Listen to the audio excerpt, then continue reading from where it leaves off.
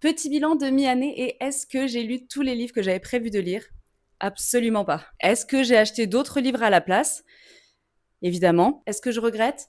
Pas vraiment. C'est parti pour mon mid-year book tag. Salut tout le monde, j'espère que vous allez bien. Je suis Manon et bienvenue sur ma chaîne La Reine des Dragons. Aujourd'hui, on se retrouve pour faire le point sur mes lectures de cette première partie de l'année 2026. Et alors, comment vous dire? Quand j'ai commencé à préparer cette vidéo, je pensais vous faire un bilan très sérieux, très organisé, avec une analyse parfaite de mon année de lecture. Et puis bon, je me suis rappelé un détail important. Je suis incapable de tenir une palle. J'ai commencé des sagas, j'en ai abandonné temporairement d'autres. J'ai acheté des livres en disant c'est sûr, celui-là, je le lis immédiatement. Et évidemment, il est maintenant quelque part dans mes bibliothèques en train d'attendre son heure. Donc aujourd'hui, on va parler de mes coups de cœur, de mes déceptions, des livres qui m'ont surprise, ceux qui m'ont un peu énervée et ceux qui m'ont fait sourire. Bref, tout ce qui a marqué mon année de lecture jusqu'ici. Et comme d'habitude, je vais probablement tricher parce que choisir un seul livre par catégorie, apparemment, c'est pas dans mes compétences. Alors installez-vous confortablement, prenez un thé, un café, un éventail et un ventilo et c'est parti pour faire le bilan de cette première moitié d'année. Alors on commence par la question du meilleur livre que j'ai lu depuis le début de l'année. Et franchement, il n'y a pas de débat, parce que c'est évidemment L'Empire du Vampire de J. Christophe que j'ai en poche aux éditions J'ai lu. Déjà, est-ce qu'on peut parler de cette brique? Parce que je vous avoue que quand je l'ai commencé, je me suis dit, ok, on y va, mais je sais pas du tout combien de temps ça va me prendre cette histoire. J'avoue, j'étais pas ultra convaincue au départ, parce que l'épaisseur de ce livre me faisait un peu peur. Et finalement, j'ai littéralement dévoré ce roman. C'est exactement le genre de livre où tu te dis, allez, encore un petit chapitre, puis bon, tu relèves la tête 3 heures plus tard avec les yeux explosés. Et si tu ne connais pas encore cette pépite, on est dans un monde où le soleil a disparu depuis des années et où les vampires ont pris le contrôle. Et nous, on va suivre Gabriel de Léon, une sorte de chasseur de vampires légendaire, qui va raconter son histoire alors qu'il est actuellement fait prisonnier. Et honnêtement, tout est réussi dans ce livre. L'ambiance ultra sombre, les batailles, les créatures, les révélations, c'est vraiment épique. Je vois pas d'autres mots qui correspondent mieux à ce roman. Et ce qui m'a particulièrement marqué, ce sont les personnages, parce qu'ils sont imparfaits, attachants, parfois complètement brisés. Mais du coup, on s'investit personnellement à fond. J'ai ri, j'ai angoissé, j'ai eu le cœur serré à plusieurs reprises. Bref, j'ai vécu le livre, littéralement. Et la plume de J. Christophe, mais quelle claque! C'est fluide, c'est immersif, parfois très drôle malgré la noirceur de l'univers. Donc voilà, honnêtement, malgré ces nombreuses pages, je me suis pas ennuyée. Pas une seule seconde. C'est un immense coup de cœur et je suis quasiment persuadée qu'il restera jusqu'en décembre dans mon top de l'année. C'est une certitude en fait. Et puisqu'on parle de coup de cœur, je voulais quand même faire une petite mention à une BD qui m'a énormément touchée cette année, La Mourante de Pierre-Alexandrine aux éditions Glénat. En plus, on va vachement bien ensemble aujourd'hui.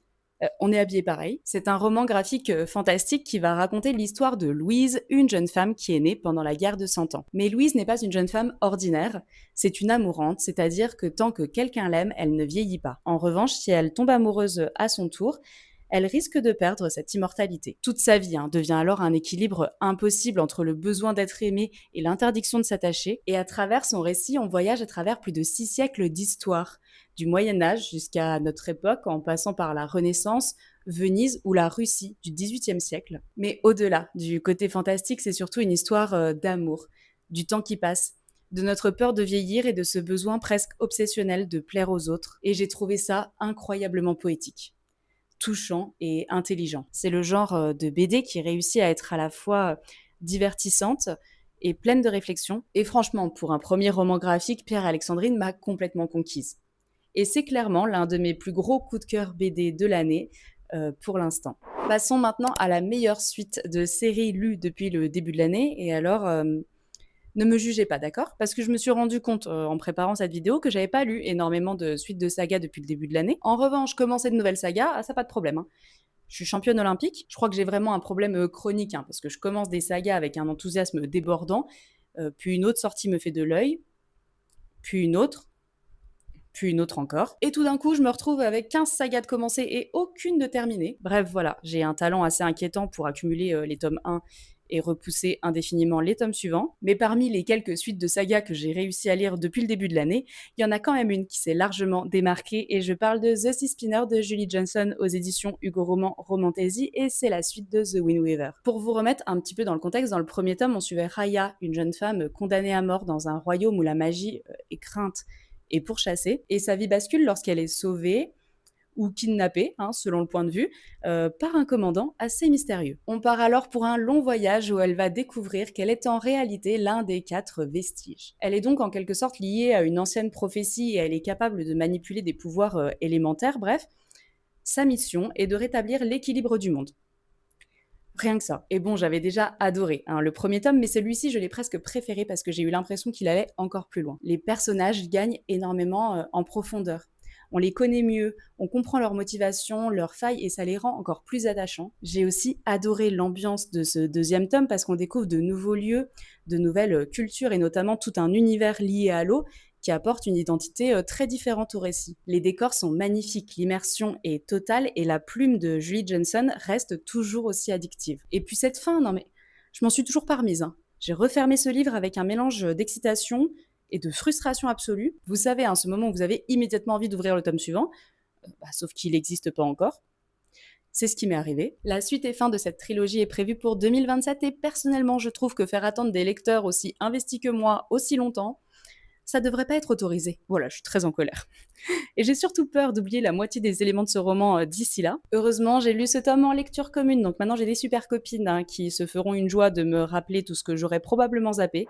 La prochaine catégorie, c'est la nouveauté que je n'ai pas encore lue, mais que j'ai très envie de découvrir. Et là, ma réponse est toute trouvée. Le Chant des machines de Néphélie Thomas aux éditions Big Bang. Alors techniquement, je n'ai aucune excuse, hein, parce que je l'ai acheté dès sa sortie, le 13 mai, et il est dans ma bibliothèque depuis. Il me regarde, je le regarde. On sait tous les deux, hein, ce qui devrait se passer, et pourtant je ne l'ai pas encore lu. Je l'admets sans problème. J'adore acheter des livres, mais je mets beaucoup plus de temps à me lancer dans la lecture. Mais écoutez, je sais pas, ils sont là maintenant, et ça me rassure. Il faut dire aussi que j'ai une énorme faiblesse pour les dystopies. C'est un genre que j'adore, hein, depuis des années, mais ça fait quand même longtemps que j'ai pas eu de véritable coup de cœur dystopique. Tu sais, ce genre de livre qui te happe complètement et qui te donne envie de harceler tous tes proches pour leur en parler. Et justement, le Chant des machines coche absolument toutes les cases qui me font envie. L'histoire se déroule dans un futur où l'humanité a presque disparu après avoir été dépassée par ses propres créations, les robots. En gros, les survivants vivent cachés, tandis que des machines conscientes dominent le monde. Et nous, on va suivre plusieurs personnages qui vont découvrir que la vérité sur leur société et les événements qui ont conduit à cet effondrement est bien plus complexe qu'ils ne l'imaginaient au départ. Rien que le pitch, hein. Ça me vend du rêve. Des intelligences artificielles, une ambiance post-apocalyptique, une cité souterraine, des secrets, des complots, des révélations. C'est exactement le genre d'histoire que j'aime dévorer. Et comme si ça ne suffisait pas, ce roman a remporté cette année la 2e édition du concours d'écriture chez Big Bang. Donc forcément, ma curiosité est encore plus piquée. Bref, je crois que toutes les planètes sont alignées pour que ce livre me plaise. Maintenant, il faudrait simplement que j'arrête d'adopter des livres pour les laisser prendre la poussière dans ma palle et que je me décide enfin à les ouvrir, parce qu'honnêtement, je sens que celui-ci pourrait devenir une très belle surprise cette année. La prochaine catégorie, c'est la sortie que j'attends le plus pour le reste de cette année 2026. Enfin, la sortie. En réalité, je triche un peu, parce que je vais vous parler de 2 livres que j'attends avec énormément d'impatience. Voilà, je refuse de choisir. C'est mon Meet Your Book Tag, je fais ce que je veux. Et la première, c'est Nous deviendrons l'ouragan de Margot Dessen, déjà parce que Margot Dessen fait partie de ces autrices dont j'achète les livres quasiment les yeux fermés. Résolution prise après avoir lu le tome 1 d'Absolu qui a été un énorme coup de cœur. Et bon, vous en doutez bien, j'ai pas encore lu la suite de la trilogie, mais aussi parce que le résumé me donne énormément envie. L'histoire se déroule à Lutéopolis, une société obsédée par la jeunesse éternelle, où une maladie transforme certains adolescents en créatures surpuissantes et incontrôlables, appelées les anomalies. Et depuis des années, des unités spéciales sont chargées de les traquer. Mais lorsqu'une mystérieuse anomalie adulte est retrouvée morte, plusieurs personnages vont se retrouver liés à une enquête qui pourrait faire éclater des vérités que personne ne veut entendre. Et franchement, entre l'ambiance dystopique, les créatures monstrueuses, les enquêtes, les secrets et le côté très sombre du récit, je suis déjà vendue. Et connaissant Margot Dessen, je m'attends aussi à ressentir beaucoup d'émotions et à rencontrer des personnages qui vont probablement me briser le cœur. Et ma deuxième sortie, la plus attendue, c'est Et vous brûlerez dans ma haine de Justine Tiffany. Et alors là, on est quand même sur une fantaisie beaucoup plus dark. On va y suivre Nerelia, une femme qui va tomber entre les mains d'un comte conquérant qui est aussi un chasseur de sorcières particulièrement cruel. Et alors qu'elle semble condamnée, elle va faire appel à Alifer, un démon qui va lui proposer bien plus qu'une simple vengeance. Et moi, je vous avoue, hein, quand je lis les mots magie noire, démon et vengeance, mon cerveau de lectrice perd immédiatement toute capacité de réflexion. Ça promet quand même une ambiance très sombre, probablement violente, avec une héroïne qui risque de basculer dans quelque chose de très dangereux. Bref, exactement le genre de fantasy qui me fait envie en ce moment. Donc voilà, si tout se passe bien, d'ici la fin de l'année, j'aurai soit découvert de nouveaux coups de cœur, soit ajouté de nouvelles possibilités à ma palle. Mais pour l'instant, je choisis l'optimisme. La catégorie suivante, c'est la plus grosse déception de l'année. Et comme d'habitude, je refuse de me limiter à un seul livre. Je suis une personne généreuse, voilà. J'aime distribuer mes déceptions équitablement. Et la première va probablement me valoir des commentaires indignés. Mais tant pis, parce que je parle de La balade du serpent et de l'oiseau chanteur de Suzanne Collins. Et pourtant, je t'assure que je partais avec les meilleures intentions du monde, parce que Hunger Games est littéralement ma saga young adult préférée de tous les temps. J'adore cet univers, j'adore ce que Suzanne Collins a construit. J'étais donc déjà hypée à un niveau complètement déraisonnable avant même de commencer ce livre. Et bon, j'avoue, j'ai déjà largement retardé ma lecture de ce tome parce que j'avais entendu pas mal d'avis mitigés et on m'a pas menti. Et donc, pour ceux qui ne connaissent pas, si vous existez encore, ce préquel se déroule plusieurs décennies avant les aventures de Katniss, où l'on va suivre le jeune Coriolanus Snow bien avant qu'il ne devienne le président tyrannique que l'on connaît. L'idée de découvrir ses origines et de comprendre comment il est devenu ce personnage fascinant malgré lui, ça me semblait génial. Sauf que, bah non, ça a absolument pas fonctionné sur moi. J'ai trouvé le récit extrêmement lent. J'avais constamment l'impression que l'histoire avançait au ralenti. Certaines parties m'ont semblé décousues, je peinais vraiment à comprendre où est-ce que le roman voulait m'emmener. Et surtout, j'ai pas retrouvé ce qui faisait battre mon cœur dans la saga originale. Voilà, je me suis jamais vraiment investie et je crois que ce qui m'a le plus déçu, c'est l'écart gigantissime entre mes attentes et mon ressenti final. Plus on attend un livre avec impatience et plus la chute est brutale quand ça fonctionne pas, je crois. Et je ne dis pas que c'est un mauvais roman, loin de là. Je dis juste que moi, je suis passée complètement à côté. Et mon autre grosse déception de l'année, c'est The Games God's Play de Abigail Owen. Et là encore, sur le papier, c'était vendu pour moi. Une compétition organisée par des dieux, de la mythologie, des épreuves mortelles, des enjeux importants. Moi, j'étais prête. Et pourtant, ça a été une énorme frustration. J'ai trouvé l'histoire très répétitive en fait, avec beaucoup de scènes qui tournaient en rond. Les relations entre les personnages m'ont semblé un peu superficielles et j'ai eu beaucoup de mal avec la romance. Je crois qu'on arrive à un stade où j'ai plus la patience en fait. Pour les histoires d'amour entre une jeune héroïne et un être immortel vieux de plusieurs siècles présenté comme l'homme idéal, j'ai également eu la sensation que ce roman reposait plus sur son concept que sur son exécution. Je m'explique. L'idée de départ est excellente. Mais à mes yeux, tout semblait trop facile, trop prévisible, avec beaucoup de dialogues et de situations qui manquaient de profondeur. Bref, deux déceptions très différentes. La première parce que j'en attendais sûrement beaucoup trop, étant une fan absolue d'Hunger Games. Et la deuxième parce qu'elle avait tous les ingrédients pour devenir un coup de cœur et qu'au final, je me suis surtout ennuyée. Et ça, c'est peut-être encore plus frustrant. Franchement, la chaleur, c'est trop dur. Ça va vous? La catégorie suivante, c'est ma plus grande surprise de l'année. Et plot twist, je vais vous parler de livres dont j'attendais rien, ou en tout cas pas grand-chose. Alors oui, je savais déjà que j'allais les aimer, mais je pensais pas que j'allais les aimer à ce point-là. Tu sais, ce sont ces livres que tu ouvres en disant ouais, ça va être sympa. Et puis quand tu les refermes, tu te retrouves à regarder le plafond pendant 20 minutes parce que ton âme a quitté ton corps. Et le premier dans ce cas-là, ça a été Porcelaine sous les ruines de Ada Vivalda aux éditions Olympe. Et vraiment, je me répète, mais je m'attendais pas à autant aimer ce livre. Je pensais bien passer un bon moment de lecture, mais je pensais pas refermer ce livre avec l'envie de le faire lire à absolument tout le monde. L'histoire se déroule dans un futur où la montée des eaux a presque englouti la Terre. La plupart des humains ont quitté la planète et les rares territoires qui restent habitables sont devenus des archipels isolés qui luttent pour leur survie. Et nous, on va suivre Alba, une génie immortelle bannie parmi les humains depuis des siècles. Et dorénavant, elle protège Hibernia, un petit archipel prospère construit sur les ruines de l'ancienne Irlande. Mais lorsque l'archipel voisin envoie un émissaire qui a pour mission de découvrir les secrets de cette prospérité, tout ce qu'elle a mis des siècles à construire commence à vaciller. Et déjà, l'univers est incroyable.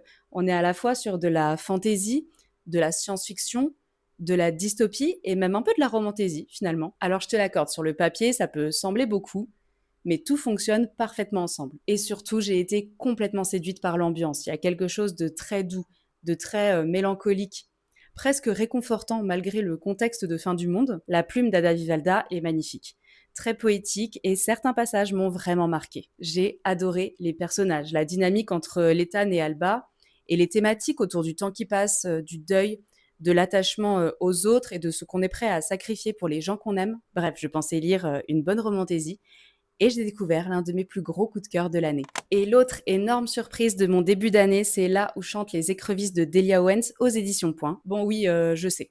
Tout le monde en parle depuis des années et moi j'arrive après la guerre. Et donc pour ceux qui ne connaissent pas, dans ce roman, on suit Kia, une jeune fille qui a été abandonnée par sa famille et qui grandit seule dans les marais de Caroline du Nord. Rejetée par les habitants de la ville voisine, elle apprend à survivre seule jusqu'au jour où un décès un peu mystérieux va complètement bouleverser sa vie. Et honnêtement, je pensais bien passer un bon moment, je m'attendais à une jolie lecture, peut-être un peu contemplative. En revanche, je ne m'attendais clairement pas à être aussi bouleversée. C'est un roman qui parle de solitude, de différence, de nature, d'amour, de survie, de résilience avec une incroyable sensibilité. Et j'ai adoré l'ambiance des marais presque vivantes sous la plume de l'autrice. Et surtout, je me suis énormément attachée à Kia. À la fin, j'avais presque l'impression de quitter une personne réelle. Bref, ces deux livres ont quelque chose en commun parce que je savais que j'allais les apprécier, mais je pensais pas du tout que ça allait devenir de véritables coups de cœur. Comme quoi, parfois, les meilleures surprises ne viennent pas forcément des livres dont on n'attend rien, mais de ceux qui dépassent toutes nos attentes. La question suivante, c'est mon auteur préféré du moment, et là encore, je suis complètement incapable de n'en choisir qu'un seul. Bon, le premier est assez évident, si vous avez suivi la vidéo jusqu'ici. J. Christophe. Après ma lecture de L'Empire du Vampire, il était impossible que je ne le mentionne pas tellement j'ai été fascinée par sa manière de raconter les histoires. Moi, j'adore les auteurs capables de créer des univers gigantesques, complexes et remplis de détails sans jamais perdre le lecteur en route, et c'est exactement ce qu'il fait. Sa plume est à la fois très immersive, très visuelle et incroyablement efficace. Il arrive à alterner des moments épiques, des passages plus sombres, de l'humour, de l'émotion, et surtout, il sait créer des personnages profondément humains, même dans les situations les plus extraordinaires. C'est typiquement le genre d'auteur qui me donne envie de lire toute sa bibliographie après un seul livre. Cela étant dit, ma véritable découverte cette année, c'est Adeline Dieudonné. Je connaissais son nom depuis longtemps, évidemment, mais j'avais encore jamais pris le temps de découvrir ses romans. Et quelle erreur, parce que j'ai totalement succombé à sa plume. J'ai beaucoup aimé sa manière d'écrire qui est à la fois très simple, en apparence, et incroyablement percutante. Elle a cette capacité à parler de sujets assez lourds quand même, assez complexes, avec beaucoup d'intelligence, de sensibilité, et même parfois une forme d'humour assez grinçant, que personnellement j'adore. C'est le genre d'autrice qui peut te faire sourire sur une page et te mettre une claque sur la suivante. Et puis bon, il y a Taylor Jenkins Reid. Évidemment. Alors cette fois-ci, c'est pas une découverte parce que j'avais déjà lu certains de ses romans auparavant, mais elle a confirmé tout le bien que je pensais d'elle. Et je crois que ce que j'aime le plus chez cette autrice, c'est sa capacité à créer des personnages qui ont l'air parfaitement réels, parce qu'à chaque fois, j'ai l'impression de lire la biographie de quelqu'un qui a réellement existé. Voilà, parce que ces héros ont des qualités, des défauts, des contradictions, des rêves, des peurs.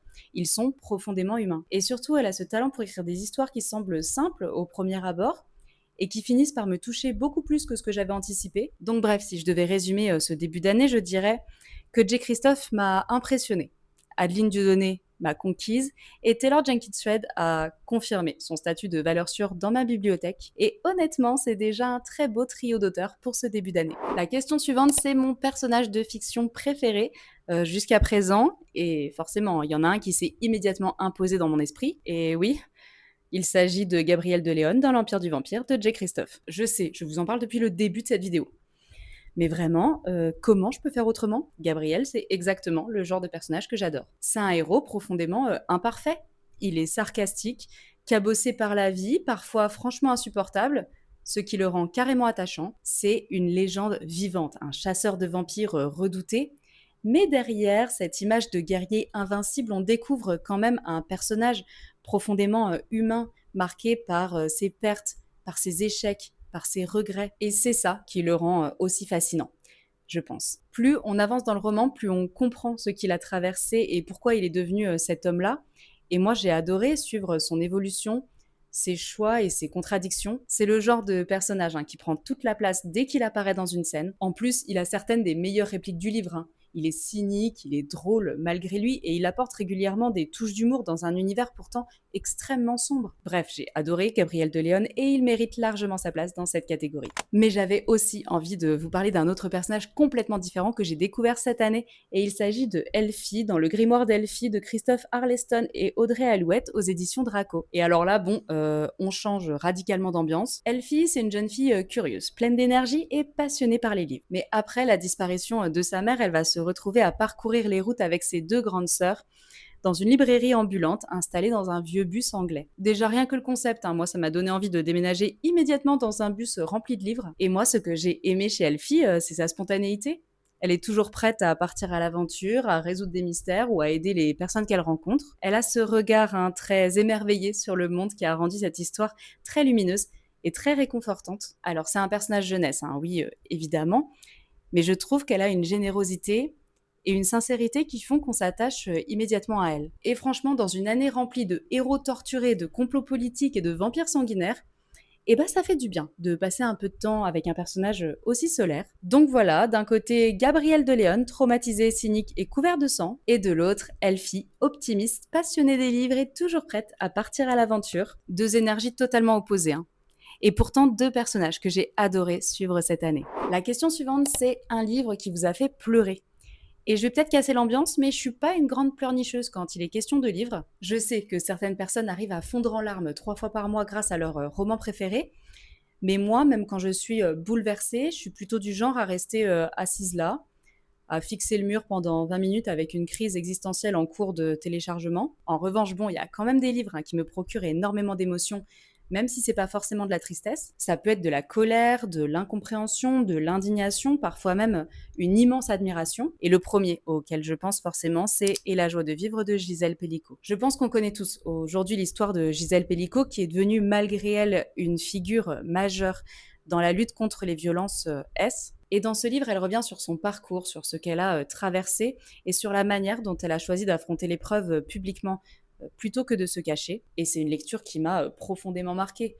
Pas parce qu'elle cherche à provoquer des larmes, mais parce qu'elle suscite énormément d'émotions contradictoires. Et j'ai ressenti de la colère, beaucoup de colère, et de l'incompréhension aussi, face à certaines réalités que ce témoignage met en lumière. Mais j'ai surtout été impressionnée en fait par la dignité, la force, le courage dont Gisèle Pellicot a fait preuve tout au long de son récit. Donc voilà, c'est le genre de livre qui nous rappelle que certaines histoires réelles dépassent parfois tout ce que la fiction pourrait imaginer. Et l'autre livre auquel je pense presque immédiatement, c'est Le Consentement de Vanessa Springora. C'est un récit autobiographique dans lequel Vanessa Springora raconte la relation d'emprise qu'elle a subie à l'adolescence avec l'écrivain Gabriel Matzneff, alors âgé d'une 50aine d'années. Le silence collectif et la manière dont cette relation a été pendant longtemps normalisée, voire valorisée dans certains milieux. Et là encore, j'ai pas pleuré, mais j'ai ressenti une colère immense. Parce que ce livre montre avec une lucidité parfois glaçante comment une jeune fille se retrouve progressivement enfermée dans une relation toxique sous couvert d'amour et de liberté. Alors oui, c'était une lecture difficile, parfois révoltante, mais que j'ai trouvée extrêmement importante. Du coup, voilà, j'ai mis ces deux livres ensemble pour une raison assez évidente. Certes, ils m'ont pas fait pleurer, mais ils m'ont profondément remué. Ce sont des lectures qui restent en tête longtemps, après les avoir terminées, qui poussent à réfléchir, qui interrogent notre société et qui rappellent toute l'importance que peuvent avoir certains témoignages. Et voilà, parfois c'est plus fort que les larmes, je crois. Et moi, j'ai cassé l'ambiance. Pour ne rien vous cacher, il fait tellement chaud que tourner cette vidéo, c'est en train de devenir une épreuve de koh. J'ai fait une petite pause de quelques heures, j'ai attendu que le soleil se couche. Donc si la luminosité est un peu différente, c'est à cause de ça.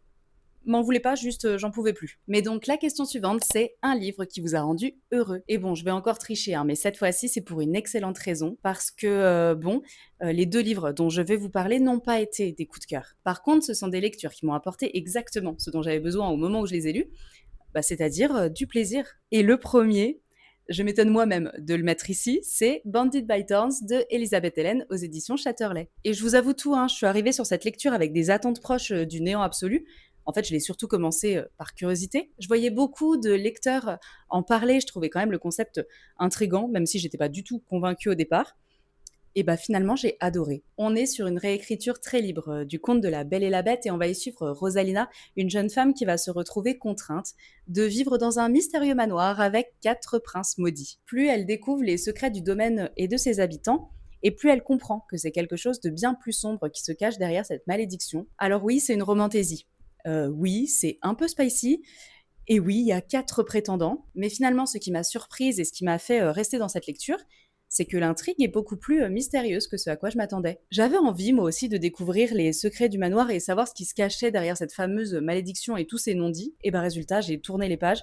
avec beaucoup plus d'enthousiasme que prévu. Donc c'est typiquement le genre de lecture que je qualifierais de divertissement pur, voire même un peu plaisir coupable. Pas le livre qui va changer ta vie, mais clairement celui qui va te faire passer un très bon moment de lecture. Et dans un registre complètement différent, j'ai aussi adoré Funny Story de Emily Henry aux éditions Hauteville. Et je dois bien l'admettre, ce livre est arrivé à un moment où je boudais un peu les romances. J'en avais un peu marre des personnages parfaits, des situations improbables et des intrigues qui semblaient sortir tout droit d'un algorithme spécialisé dans les clichés romantiques. Et heureusement, Emily Henry est arrivée. Dans ce livre, on va suivre Daphné qui se retrouve brutalement célibataire lorsque son fiancé la quitte pour sa meilleure amie d'enfance. Et pour couronner le tout, elle finit par vivre en colocation avec Miles, qui n'est autre que l'ex de cette fameuse meilleure amie. Et donc voilà, tous les deux décident de faire semblant que tout va bien jusqu'à mimer le couple, ce qui est forcément une idée catastrophique. Mais ce que j'ai vraiment adoré dans ce roman, c'est à quel point les personnages semblent réels. Ils ont des défauts, des maladresses, des insécurités. Ils se comportent comme de vraies personnes en fait. Et pas comme des héros de comédie romantique programmés pour être irrésistibles. J'ai ri, j'ai souri, je me suis énormément attachée à eux. Et surtout, ce livre m'a rappelé pourquoi j'aimais les romances avant de devenir cette lectrice grincheuse là. Bref, aucun de ces deux livres n'a été un coup de cœur monumental.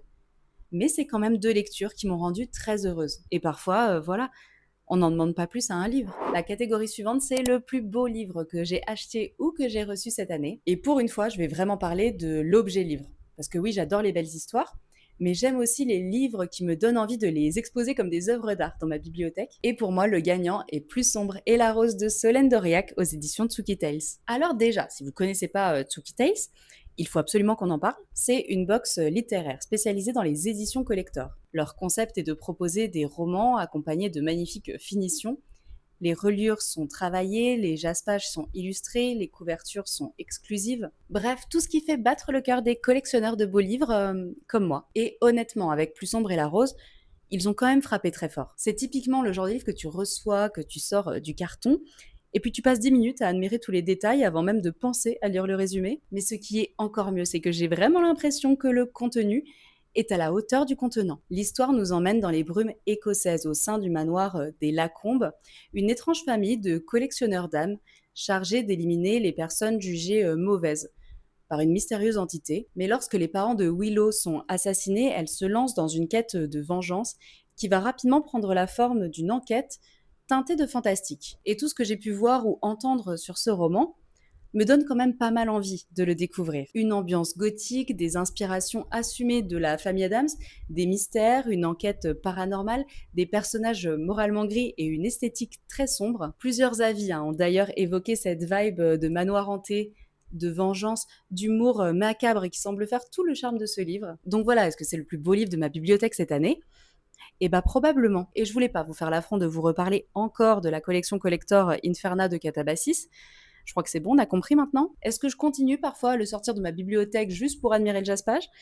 Je refuse de répondre à cette question sans la présence de mon avocat. Mais une chose est sûre, Tsuki Tales a réussi l'exploit de me faire tomber amoureuse d'un livre, avant même que je ne sache de quoi il parle. Et la dernière question de ce tag, c'est quel livre devez-vous absolument lire avant la fin de l'année ? Et alors là, comment vous dire ? Vous vous souvenez de ma palle des 26 livres à lire pour 2026 ? Elle est toujours là, elle existe toujours quelque part. Elle me regarde avec déception pendant que je vais lire tout ce qui n'était pas prévu au départ. Je me suis rendue à l'évidence depuis. Je suis incapable de rester concentrée sur une liste de lecture. Je vois une nouveauté, je vois une recommandation, je vois une jolie couverture et boum. Tous mes plans disparaissent, mais malgré tout, il y a 2 livres que je refuse d'abandonner au fin fond de ma palle. Et le premier, c'est La Mémoire des eaux de Margot Louten aux éditions Plume Blanche. Et honnêtement, je sais pas pourquoi je l'ai pas encore lu.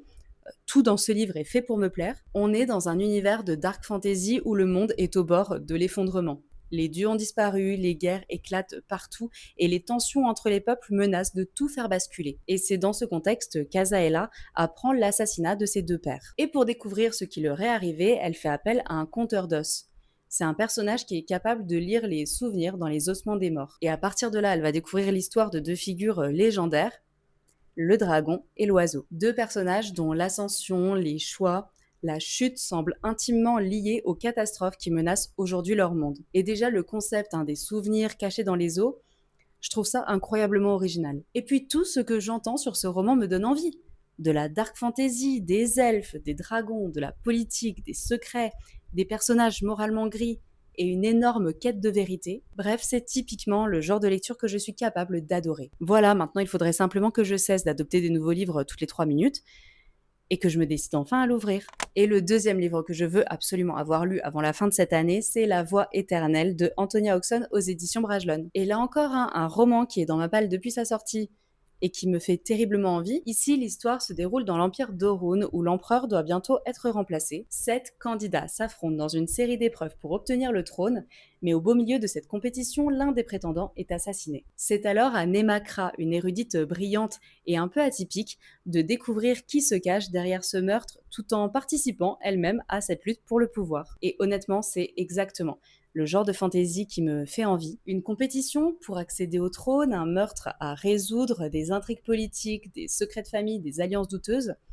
et visiblement beaucoup de rebondissements. Et en plus, tout ce que j'ai entendu sur ce roman parle de personnages très intelligents, de complots dans tous les sens et d'un univers extrêmement riche. J'ai vu beaucoup de personnes le décrire comme un mélange entre fantasy politique, enquête et jeu de stratégie géant. Je sais déjà que je vais aimer. Le problème, c'est qu'il fait plus de 700 pages et qu'il me regarde depuis ma bibliothèque pendant que je vais lire absolument tout le reste. Mais allez, cette fois-ci, je suis déterminée. Fini de rigoler et de se défiler. Donc normalement, entre La Mémoire des eaux et La Voix éternelle, j'ai déjà 2 très bons candidats pour cette deuxième moitié de l'année. Maintenant, il ne reste plus qu'à les lire. Ce qui est visiblement dans mon cas la partie la plus compliquée du plan. Voilà. Et oui, c'est déjà la fin de mon mid-year book tag. Et franchement, je trouve que ce bilan résume assez bien mon année de lecture jusqu'ici. Énormément de belles découvertes. Bon, quelques petites déceptions aussi, mais surtout beaucoup de lectures qui m'ont fait ressentir des tonnes d'émotions. Et finalement, je crois que c'est ça le plus important. Peu importe en fait qu'un livre soit un coup de cœur absolu, une surprise inattendue ou une déception mémorable, le principal c'est qu'il ne nous laisse pas indifférents. Mais maintenant, j'ai très envie de savoir, vous, quelle est votre meilleure lecture depuis le début de l'année 2026? Dites-moi aussi quelle a été votre plus grosse déception. Et la sortie que vous attendez le plus en ce moment, dites-moi tout en commentaire parce que j'adore découvrir vos recommandations. Même si, soyons honnêtes, hein, vous contribuez déjà chaque jour à agrandir ma palle, déjà beaucoup trop ambitieuse. En tout cas, je vous remercie d'avoir passé ce petit moment avec moi. Avant de partir, n'oubliez pas de laisser un like et de vous abonner, ça me fera très plaisir. Quant à nous, on se retrouve très vite pour de nouvelles vidéos. En attendant, prenez soin de vous, faites de belles lectures et nous, on se retrouve entre deux chapitres. Salut!